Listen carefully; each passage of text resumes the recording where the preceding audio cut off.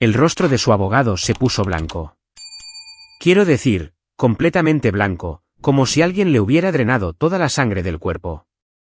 Bradley Whitmore, el abogado de divorcios más caro del estado, el hombre que nunca pierde, estaba allí de pie con las manos temblorosas, hojeando documentos que claramente no esperaba ver. Mi marido, Vincent, estaba sentado a su lado, y vi cómo su sonrisa de suficiencia se derretía como un helado en una acera caliente. El terror puro la reemplazó. El hombre que me dijo que me fuera de su casa. El hombre que llamó a nuestra hija con nombres asquerosos. El hombre que pensaba que estaba a punto de quitármelo todo. Finalmente lo entendió. Ya había perdido. Pero déjenme contarles cómo llegué hasta allí. Porque hace 7 semanas, era yo la que pensaba que mi vida se había acabado. Mi nombre es Miranda Lori. Tengo 34 años. Y durante 10 años, creí que tenía un buen matrimonio. No perfecto, pero bueno. Era contadora forense antes de ser madre. Una muy buena, de hecho. Me ganaba la vida encontrando dinero oculto. Descubría tramas de fraude que los ejecutivos pensaban que eran infalibles. Pero cuando mi hija, Hazel, tenía 2 años y le diagnosticaron una enfermedad respiratoria crónica, Vincent me convenció de que me quedara en casa. Ella me necesitaba, dijo. Él ganaba suficiente dinero para los dos, dijo. Siempre podría volver a trabajar más tarde, dijo. Así que renuncié a mi carrera para criar a nuestra hija y apoyar sus sueños. Es curioso cómo funcionan las cosas a veces. Aquel martes por la noche empezó como cualquier otro. Estaba preparando la cena. Hazel hacía los deberes en la mesa de la cocina. Y Vincent llegó temprano a casa. Esa debería haber sido mi primera señal de alarma. Vincent nunca llegaba temprano a casa. Se aflojó la corbata, se sentó a la mesa frente a nuestra hija y anunció tranquilamente que había solicitado el divorcio. Así de simple, como si me estuviera diciendo que había recogido la ropa de la tintorería. Pero luego siguió hablando, y cada palabra me golpeó como un puñetazo en el estómago. Lo quería todo, la casa, los coches, las cuentas de inversión. Ya había contratado a Bradley Whitmore, y yo debía aceptar que iba a perder. Luego miró a Hazel, nuestra pequeña de 8 años, que estaba sentada allí escuchando cada palabra, y dijo algo que nunca olvidaré. Dijo que no me necesitaba a mí ni a mi hija apestosa y enferma. Realmente la llamó así. Apestosa. Enferma. Como si fuera basura para tirar. Hazel rompió a llorar. La abracé mientras todo mi mundo se derrumbaba a nuestro alrededor. Y Vincent se quedó sentado con cara de fastidio, como si nuestro dolor fuera un inconveniente en su agenda. Sonó el timbre. Por supuesto que sonó. Porque cuando tu vida se desmorona, siempre hay alguien esperando para empeorarla. La madre de Vincent, Dolores, entró sin esperar a que nadie respondiera. Tenía una llave, naturalmente. Dolores tenía problemas de límites de la misma manera que el océano tiene problemas de agua. Entró en mi cocina como si fuera la dueña del lugar, lo que supongo que ahora creía que era, e inmediatamente empezó a medir las ventanas. Literalmente a medirlas. Tenía una pequeña cinta métrica en su bolso de diseñador, y estaba comprobando las dimensiones para unas cortinas nuevas mientras mi hija sollozaba en mis brazos. A Dolores nunca le caí bien. Desde el día en que Vincent nos presentó, dejó claro que yo no era lo suficientemente buena para su precioso niño. Yo venía de una familia normal de clase media. Fui a una universidad estatal. No tenía el pedigrí adecuado ni los contactos adecuados ni, al parecer, las cortinas adecuadas. Durante 10 años, hizo pequeños comentarios sobre mi forma de cocinar, de limpiar la casa, de criar a los hijos, sobre todo lo mío. Ahora estaba triunfante. Le dijo a Vincent que estaba muy orgullosa de él por haber tomado finalmente la decisión correcta. Dijo que siempre supo que yo solo iba detrás de su dinero. La ironía de esa afirmación quedaría clara más tarde, pero en ese momento, simplemente dolió. Vincent me dio 48 horas para hacer las maletas y marcharme de su casa. Su casa. La casa en la que había vivido durante 8 años. La casa donde cría a nuestra hija. La casa donde pensé que estábamos construyendo una vida juntos. 2 días para borrar una década. No dormí esa noche. Me senté en la habitación de Hazel viéndola respirar, escuchando el ligero sibilido que nunca desaparece del todo. Y traté de averiguar cómo mi vida se había desmoronado tan completamente. Pensé en todas las señales que debía haber pasado por alto, las noches hasta tarde en la oficina, los viajes de negocios que parecían ocurrir cada vez con más frecuencia, la forma en que miraba su teléfono y sonreía a mensajes que yo nunca vi. Había estado tan centrada en ser una buena madre que olvidé darme cuenta de que me estaba convirtiendo en una esposa invisible.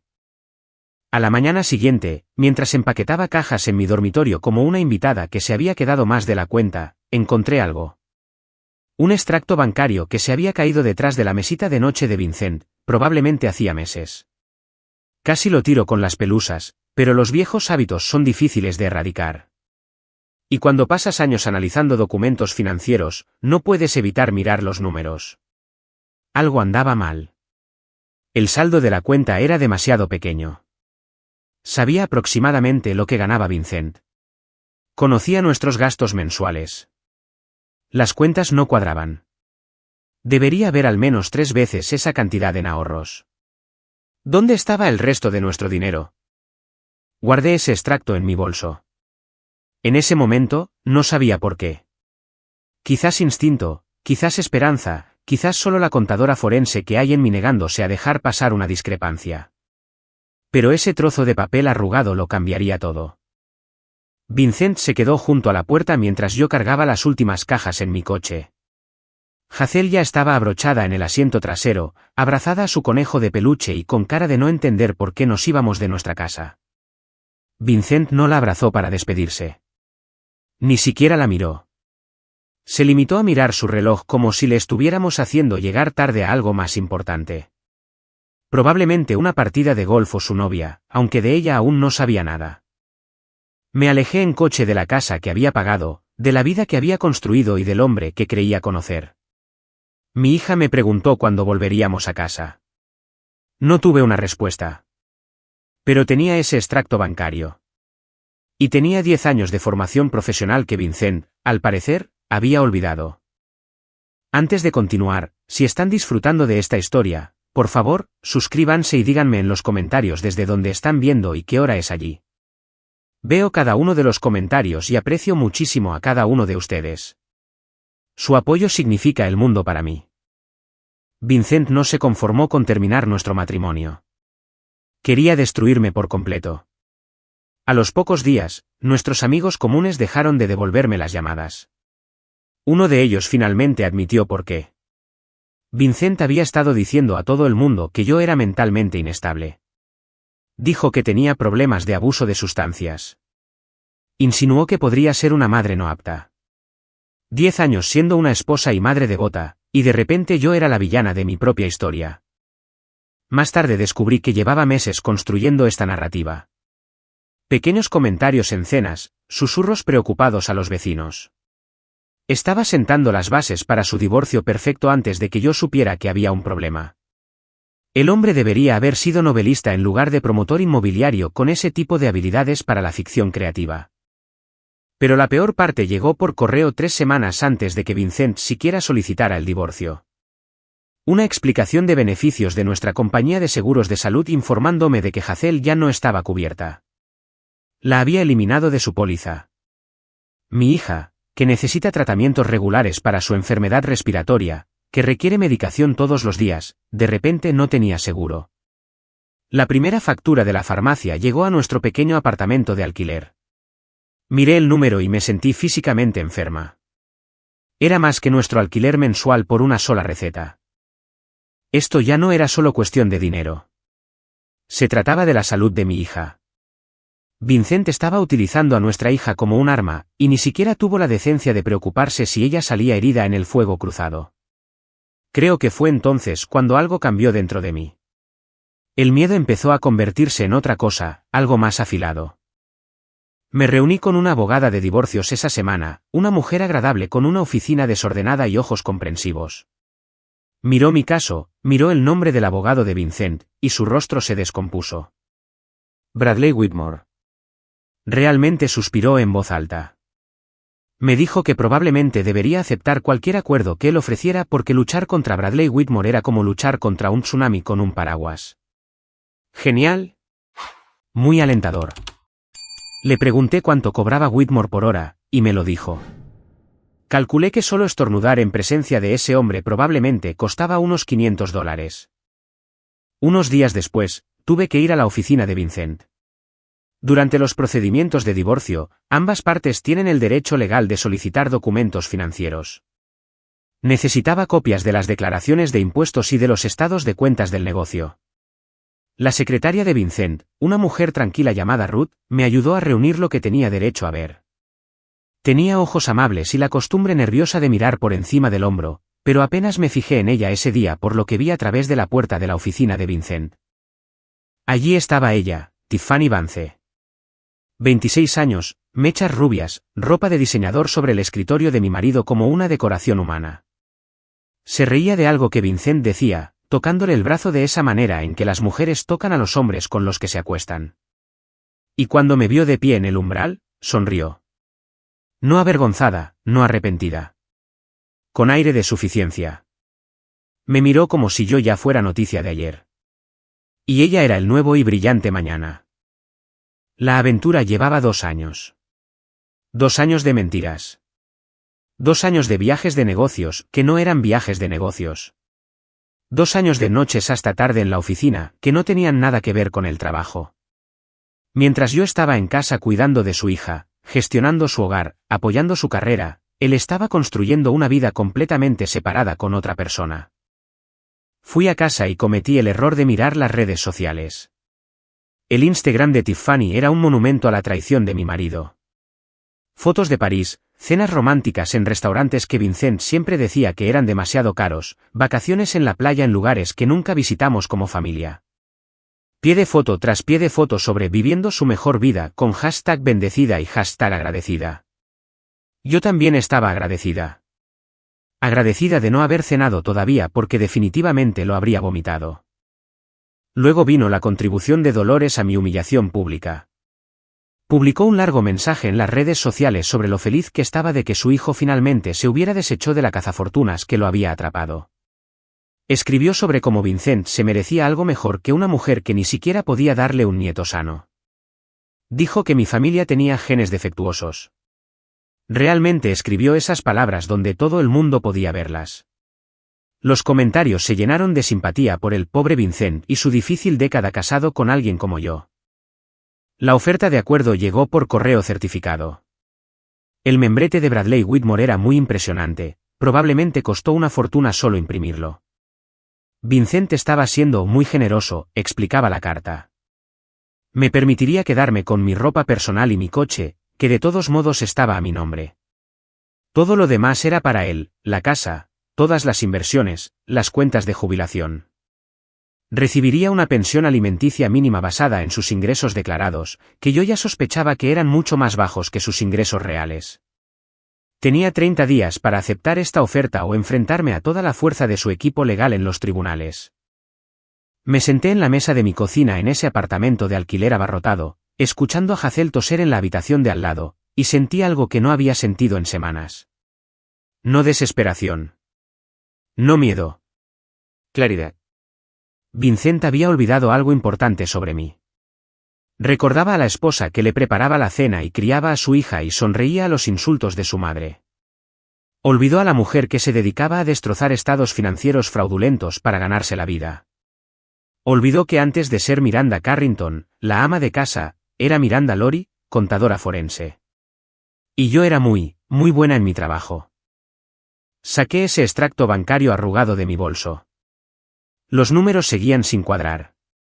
Y ahora iba a averiguar por qué. Hacía 6 años que no utilizaba mis habilidades de contabilidad forense. Pero resulta que ese tipo de formación no desaparece. Simplemente espera, como un ordenador en modo de suspensión, listo para despertar cuando lo necesitas. Empecé a extender documentos sobre la mesa de mi cocina cada noche después de que Hazel se acostara, extractos bancarios, declaraciones de impuestos, facturas de tarjetas de crédito, cualquier cosa que pudiera obtener legalmente a través del proceso de descubrimiento del divorcio. Además de los registros que había guardado a lo largo de los años porque los contadores son acumuladores naturales de papeleo. Mi abuela solía decir que los números no mienten, pero la gente usa los números para mentir todo el tiempo. Encontrar las mentiras era mi especialidad, y Vincent llevaba mucho tiempo mintiendo. Llamé a mi antigua compañera de universidad, Patricia Ulbrook. Patricia y yo habíamos estudiado contabilidad forense juntas, habíamos pasado noches en vela antes de los exámenes juntas y habíamos soñado con atrapar a delincuentes corporativos juntas. Ella se había quedado en el campo y había construido una práctica exitosa. Cuando le expliqué mi situación, no dudó. Dijo que analizar las finanzas turbias de mi marido sonaba como su idea de una noche de viernes perfecta, y que estaba absolutamente dentro. Patricia vino con vino, comida china para llevar y un bloc de notas legal. Extendimos todo en el suelo de mi sala de estar como la escena de un crimen financiero. En 2 horas, ya estaba señalando números y poniendo esa cara que solía poner en la universidad cuando encontraba algo jugoso. Me dijo que mi marido era terrible en matemáticas o que estaba escondiendo mucho dinero. Le dije que Vincent era realmente excelente en matemáticas. Ella sonrió y dijo, entonces nos vamos a divertir un poco. Mientras tanto, Vincent intensificó sus ataques. Su abogado presentó una moción para la custodia total de Hazel. El razonamiento me hizo querer gritar. Vincent afirmaba que yo era financieramente inestable y no podía proporcionar el cuidado adecuado a una niña con necesidades médicas. El hombre que eliminó a su propia hija del seguro de salud, que la llamó apestosa y enferma, ahora quería la custodia total. No quería ser padre. Nunca lo había sido realmente. Pero sabía que amenazar con quitarme a mi hija me haría más daño que cualquier otra cosa. Hazel era una pieza de ajedrez para él, una forma de obligarme a rendirme. Pero yo no me iba a rendir. Ya no. El primer descubrimiento llegó después de 3 noches de investigación. Cuentas ocultas. Vincent había abierto cuentas de inversión en un banco diferente al nuestro habitual. Cuentas que nunca se revelaron en nuestros estados financieros conjuntos. El total en esas cuentas era de más de $200.000. Dinero que había estado desviando de los ingresos de su negocio durante años, alegando que se destinaba a gastos e impuestos. Dinero que debería haber sido bienes gananciales. Dinero que habría pagado la atención médica de Hazel sin que yo me quedara despierta por la noche preguntándome cómo pagaría sus recetas. Pero la casa fue la verdadera revelación. La casa que Vincent seguía llamando su casa, la que estaba tan ansioso por quedarse en el divorcio. Recuerdo cuando la compramos. Estaba embarazada de 7 meses de Hazel y tenía complicaciones. El médico me había puesto en reposo en cama. Vincent dijo que se encargaría de todo el papeleo del cierre. Me trajo documentos para firmar, y los firmé porque confiaba completamente en mi marido. Qué cosa tan linda e ingenua era yo entonces. Mi abuela había fallecido en nuestro primer año de matrimonio. Me dejó $200.000. Era la mayor cantidad de dinero que había tenido nunca, y quería usarlo para construir algo significativo. Dimos $175.000 de entrada para nuestra casa. Mi dinero. Mi herencia. Tengo los registros de la transferencia bancaria. Tengo la declaración de cierre que muestra esa cantidad como el pago inicial. Pero cuando finalmente miré la escritura, la miré de verdad, mi nombre no estaba allí. Vincent había puesto solo su nombre en el título. Había tomado el dinero de mi abuela, lo había usado para comprar una casa y luego se había asegurado de que yo no tuviera ninguna propiedad legal sobre ella. Llamé a Patricia a medianoche para contárselo. Me preguntó si tenía pruebas del pago. Le dije que tenía los registros bancarios, la transferencia original y los documentos de cierre que mostraban la cantidad exacta. Dijo que Vincent era increíblemente arrogante o increíblemente estúpido, posiblemente ambas cosas, y que íbamos a hundirlo. Pero encontramos más. Mucho más. Una empresa fantasma registrada en Delaware. Cuentas en el extranjero en lugares que no podía pronunciar. Un patrón de transacciones que se parecía exactamente a un caso de malversación de manual. Vincent no solo me estaba ocultando dinero a mí. Estaba ocultando dinero a sus propios socios comerciales. Estaba cometiendo fraude a una escala que iba mucho más allá de un tribunal de divorcio. Pensé en sus socios, hombres amables que había conocido en las cenas de empresa a lo largo de los años. También tenían familias. Confiaban en Vincent. Nos estaba robando a todos. Mi abuela también me enseñó a mantener siempre un dinero de emergencia separado. Una cuenta de ahorros secreta que nadie conozca, solía decir, porque nunca se sabe cuándo te sorprenderá la vida. Tenía $8.000 en una cuenta de la que Vincent nunca supo. No era mucho, pero era mío, y estaba a punto de convertirse en la base de mi contraataque. También conservaba mis certificaciones profesionales. Las había mantenido al día a lo largo de los años, haciendo cursos en línea ocasionales durante las siestas y las noches tranquilas. Me decía a mí misma que era por si alguna vez quería volver a trabajar. Ahora, me di cuenta de que una parte de mí siempre había sabido que este día podría llegar. La contadora que había en mí se había estado preparando para el desastre incluso cuando la esposa que había en mí creía en él para siempre.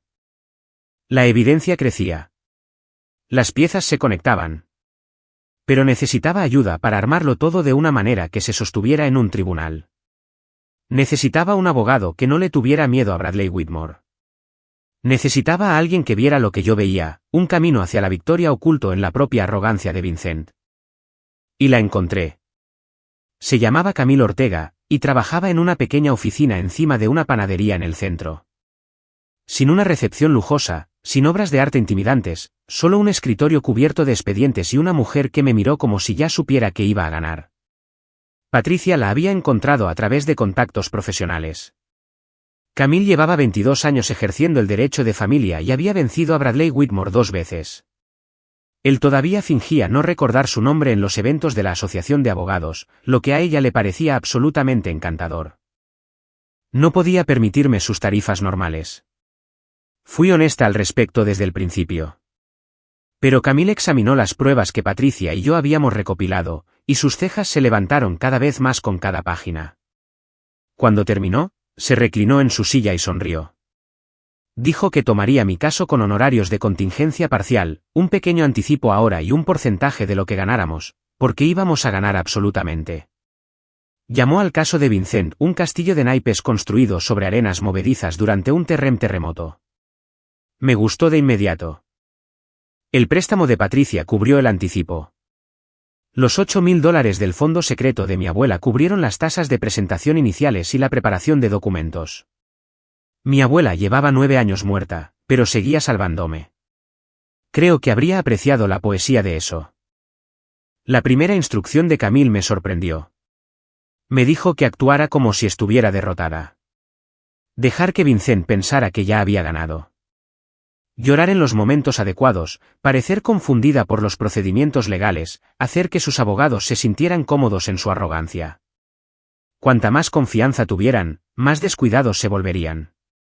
Y el descuido deja pruebas. Así que interpreté el papel de la ama de casa abrumada que no entendía las cosas legales grandes y complicadas.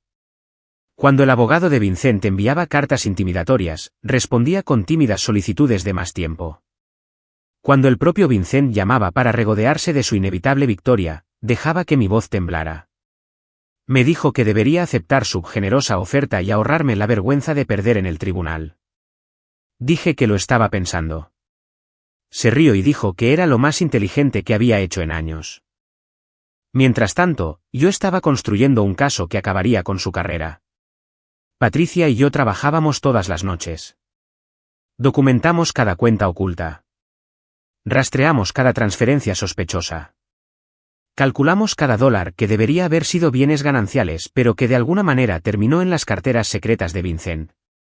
El total ya no era de $200.000. Cuando terminamos de contar, superaba los $600.000. $600.000 ocultos a nuestro matrimonio, ocultos al IRS, ocultos a sus propios socios comerciales.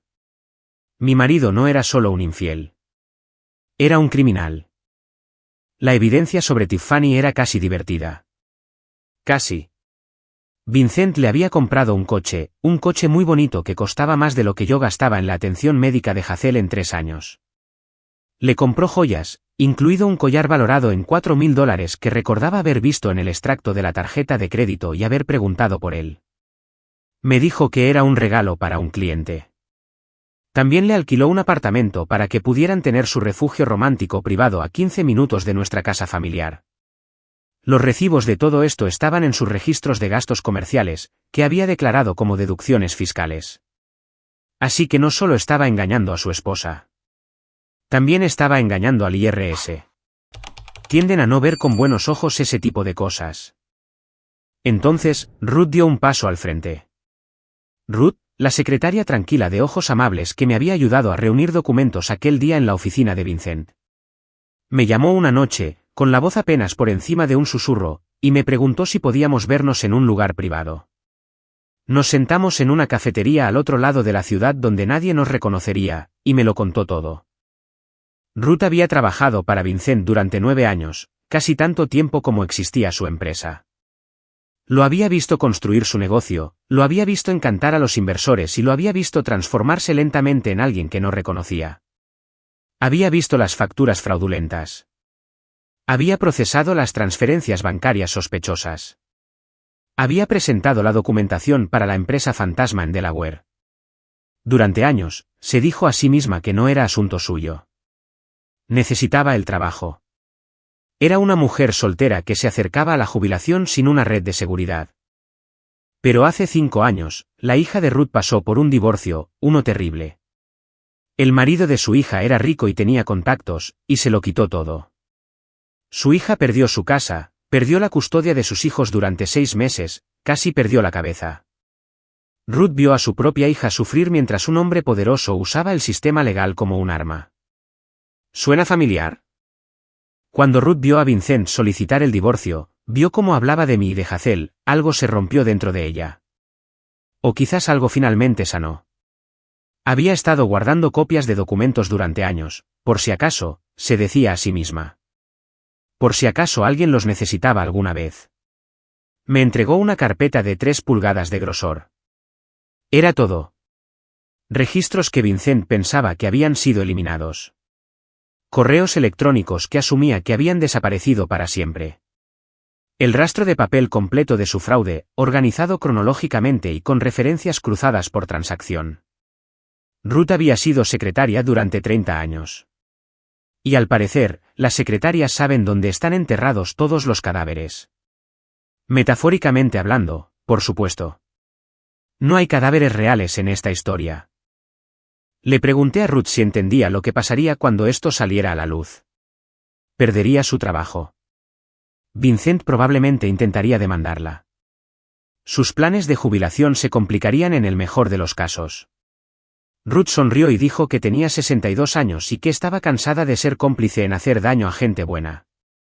Algunas cosas importan más que una pensión. Además, añadió, ya había solicitado un trabajo en la firma de contabilidad de su primo. Esperaban que empezara en un par de meses. Camille casi lloró cuando vio los documentos de Ruth. Dijo que era el paquete de pruebas más hermoso que había recibido jamás. Ahora teníamos suficiente para ganar el caso de divorcio 10 veces. Pero lo más importante, teníamos suficiente para desencadenar investigaciones federales, fraude fiscal, fraude electrónico, malversación de fondos de los socios comerciales. Vincent no solo iba a perder su divorcio.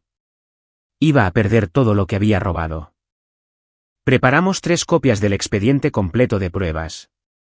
Una para el tribunal, una que se entregaría anónimamente al IRS, porque soy una buena ciudadana que cree en el pago de impuestos, y una que llegaría a las oficinas de los socios comerciales de Vincent 2 días antes de nuestra audiencia final.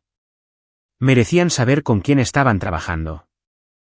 La audiencia se programó para 7 semanas después de que Vincent solicitara el divorcio, acelerada debido a los problemas de custodia de los hijos y a la moción de emergencia de Camille sobre el fraude en las declaraciones financieras de Vincent. La jueza asignada a nuestro caso era Eleanor Fitzgerald, conocida por tener 0 tolerancia con las mentiras en su sala de juicio. Las cosas se estaban acomodando. Vincent me llamó 2 días antes de la audiencia. Sonaba relajado, incluso feliz.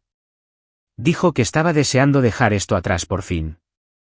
Mencionó que él y Tiffany estaban planeando un viaje para celebrar después de su victoria.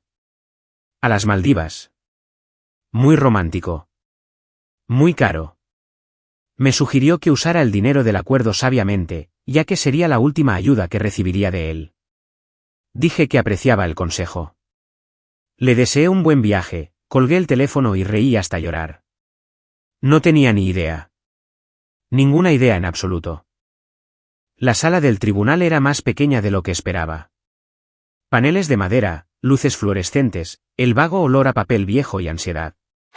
Me había vestido con cuidado esa mañana, profesional, pero no llamativa, el tipo de atuendo que dice, soy una madre responsable, no una cazafortunas. Camille me había instruido sobre esto. Las apariencias importan, especialmente en un tribunal de familia. Vincent llegó con Bradley Whitmore como si estuvieran entrando en una fiesta de la victoria. Trajes caros, sonrisas de confianza, el lenguaje corporal relajado de hombres que nunca habían perdido nada importante. Whitmore llevaba un maletín de cuero que probablemente costaba más que mi alquiler mensual. Vincent me guiñó un ojo al otro lado de la sala, literalmente me guiñó un ojo, como si todo esto fuera un juego divertido que ya había ganado. Dolores se sentó en la primera fila de la galería, con un vestido que gritaba, mira qué rica y superior soy. Tenía un pequeño cuaderno, probablemente planeando escribir cada detalle humillante de mi derrota para compartirlo con sus amigas más tarde. Tiffany también estaba allí, unas filas más atrás, mirando su teléfono y con cara de aburrimiento. Me pregunté si ya habría empezado a hacer las maletas para las Maldivas. Y allí, en la parte de atrás de la galería, estaban sentados 3 hombres que reconocí de eventos de la empresa, los socios comerciales de Vincent. Habían recibido sus paquetes de pruebas hacía 2 días. No le habían dicho a Vincent que vendrían. Sus rostros eran completamente inescrutables, lo que de alguna manera era más aterrador que la ira abierta. Si todavía están aquí conmigo, solo quiero decir gracias por escuchar mi historia. Si les está llegando al corazón, por favor, tómense un segundo para darle al botón de me gusta y quizás compartir esto con alguien que necesite oírlo. Su apoyo me mantiene en marcha, y estoy muy agradecida por cada uno de ustedes. Ahora, déjenme contarles lo que pasó después. La jueza Fitzgerald entró, y todos se pusieron de pie.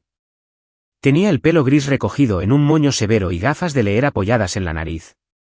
Parecía una bibliotecaria que había visto demasiadas tonterías en su vida y no le quedaba paciencia para más. Me gustó de inmediato. Whitmore presentó primero el caso de Vincent. Pintó un cuadro de un empresario de éxito agobiado por una esposa inestable que no había contribuido en nada a su matrimonio. Habló de la generosa oferta de acuerdo de Vincent. Expresó su preocupación por la pobre Hazel, que claramente necesitaba un entorno familiar estable que solo su padre podía proporcionar. Usó palabras como errática e financieramente irresponsable y patrón de comportamiento preocupante.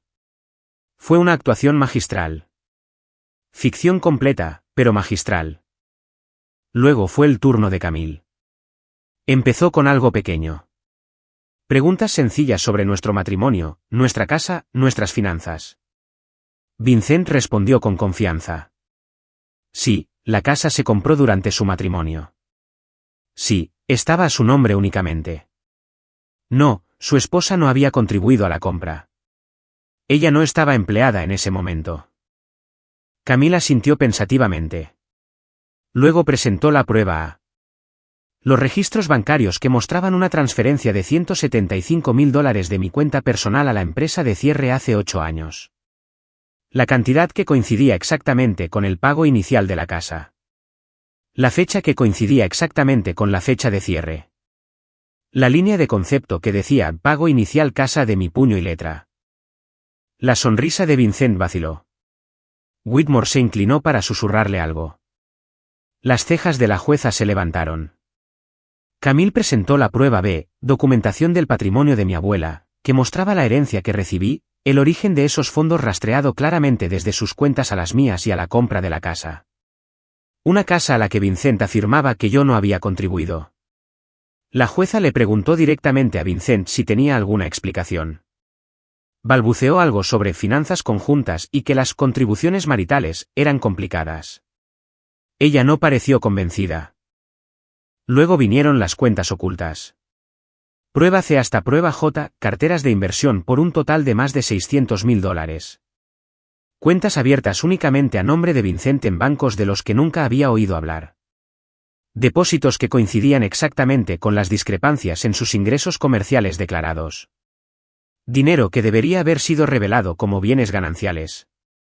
Dinero que me había sido ocultado a mí y a este tribunal. La cara de Whitmore cambió. La máscara de abogado confiado se deslizó, revelando algo parecido al pánico debajo. objetó repetidamente. La jueza lo desestimó repetidamente.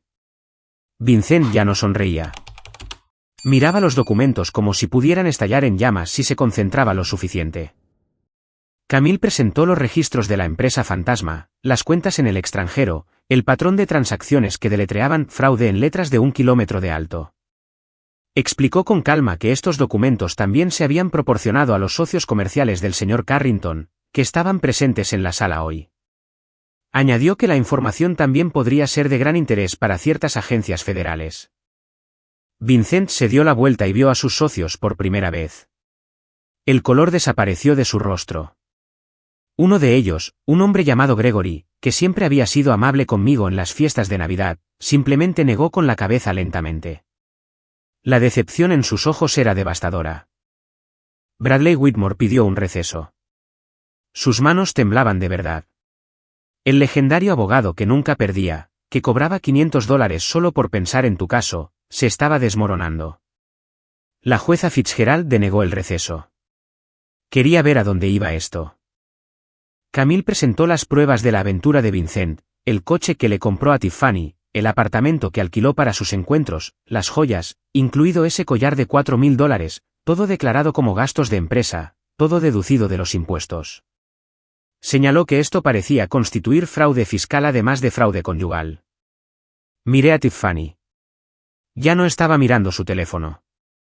Estaba mirando la salida. El instinto de supervivencia finalmente se activó, supongo. Se deslizó fuera de la sala en silencio, probablemente dándose cuenta de que el viaje a las Maldivas no iba a ocurrir y que asociarse con Vincent Carrington estaba a punto de volverse muy incómodo. Dolores se quedó helada en su asiento, con la boca ligeramente abierta. El cuaderno yacía olvidado en su regazo. Esta no era la historia que había planeado contar a sus amigas. Vincent intentó hablar. Dijo que todo eran mentiras, invenciones, que de alguna manera yo había fabricado pruebas para destruirlo. La jueza Fitzgerald lo interrumpió. Había visto muchos casos en su carrera. Dijo que la gente le mentía todo el tiempo. Pero la audacia de mentir de forma tan extensa, tan descarada, mientras se cometía fraude contra un cónyuge, socios comerciales y el gobierno federal simultáneamente era realmente impresionante. Y no en el buen sentido. Miró a Vincent como se mira algo desagradable pegado a su zapato. Luego me miró a mí, y por un momento, vi algo parecido al respeto en sus ojos. La decisión de la jueza Fitzgerald fue todo lo que había soñado y más. Custodia total de Hazel para mí. La casa, que yo había pagado con la herencia de mi abuela, transferida enteramente a mi nombre. El 70% de todos los bienes gananciales me fueron adjudicados debido al fraude de Vincent, las cuentas ocultas y el perjurio ante el tribunal. Pensión alimenticia completa calculada sobre sus ingresos reales, no las cifras falsas que había declarado. Los gastos médicos de Hazel cubiertos por completo, y se ordenó a Vincent que restaurara su seguro de salud de inmediato, con carácter retroactivo al día en que la había eliminado. El hombre que dijo que lo quería todo estaba a punto de perderlo todo. El hombre que me dijo que me fuera de su casa ahora estaba legalmente obligado a irse de mi casa. El hombre que llamó a su hija apestosa y enferma pasaría los próximos 10 años pagando por su cuidado, le gustara o no. Pero la sentencia judicial fue solo el comienzo del colapso de Vincent. La investigación federal comenzó en 3 semanas.